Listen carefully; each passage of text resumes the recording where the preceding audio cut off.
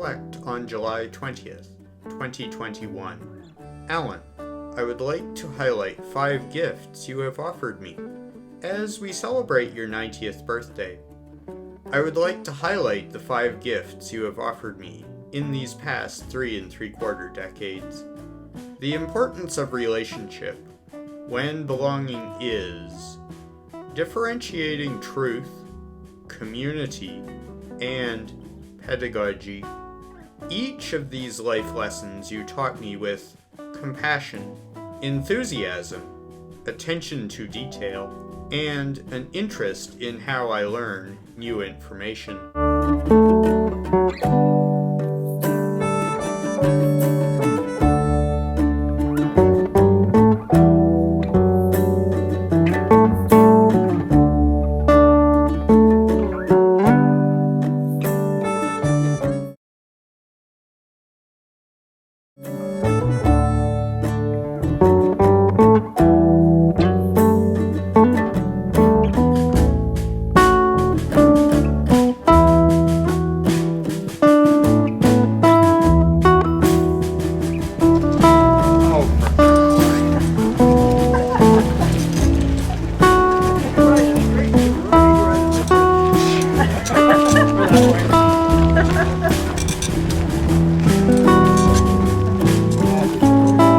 Authentic inclusion excludes prejudgment.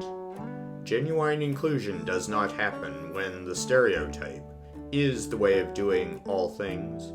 Both attitudes cultivate self-servitude in perpetuity. Rather, the teachings of privilege for those who care to learn invite creativity, dialogue, and relational autonomy. Practices of gratitude support my dignity of collective risk and encourage me to lead through mutual pedagogical engagement.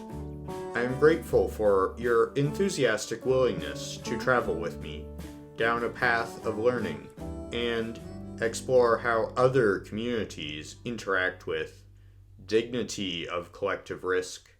Yet, time and again, through your kindness, devotion to us children, you allowed me to experience how society has significant challenges with its use, or lack thereof, dignity of collective risk.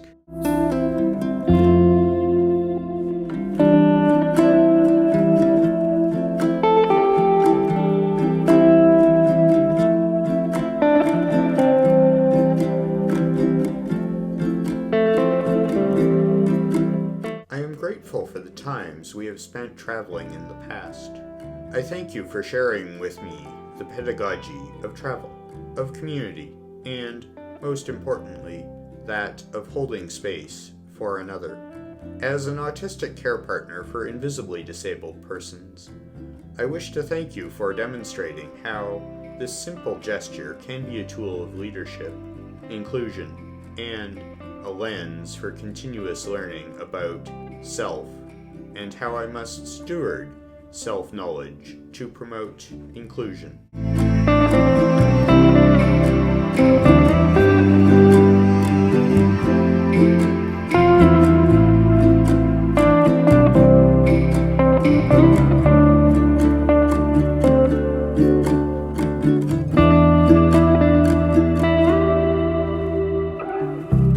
Over the last 3 decades, your kindness helped me understand and appreciate there is far more to the meaning of the word care than society is prepared to reconcile.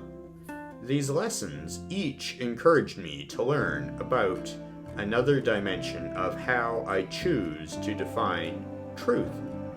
Most importantly, they have inspired me to learn more about the art of consensus, not merely a simple agreement or a majority vote. The values and morals of holding space to collaboratively, creatively, and dialogically find neutral ground. You teach me more about how dignity of collective risk can transform vulnerability into hospitality. Your patience and grace encourage me to cede reciprocal judgment to that of consensus, rather than leave one in the privilege of their own conviction.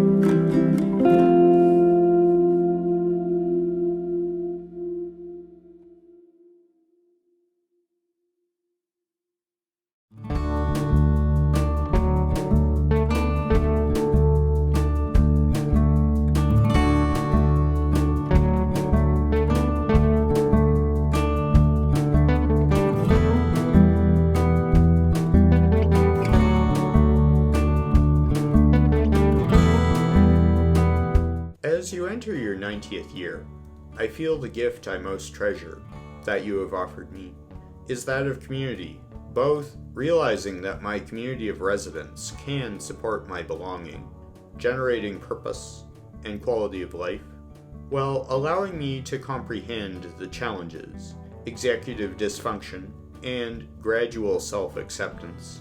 I may never totally trust my own senses. I admire the courage you demonstrate and the example you offer me. I treasure the idea you are delicately teaching me that there is a better, more collaborative way I could choose to live. While I appreciate this value may be of little service for you in this stage of life, I hope you will be able to experience the results of participation in such a community.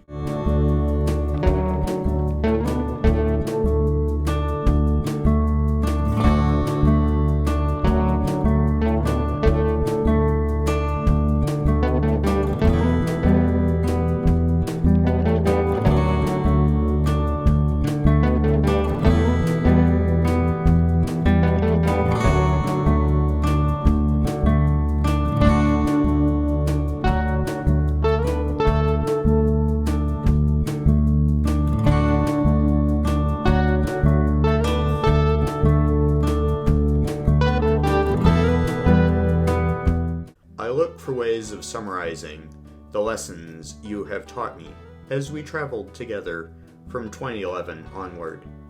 I am grateful for the realization you have invited me to learn firsthand of a type of person-centered and person-led relationship. This relationship is one I realize I am privileged to be entering the beginnings of.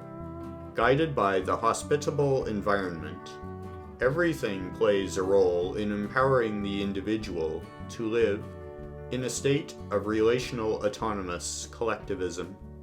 Consensus becomes the guardian of self-determination. I am authentically supported by leadership through dignity of collective risk and my active participation in my communities of residence and vocation.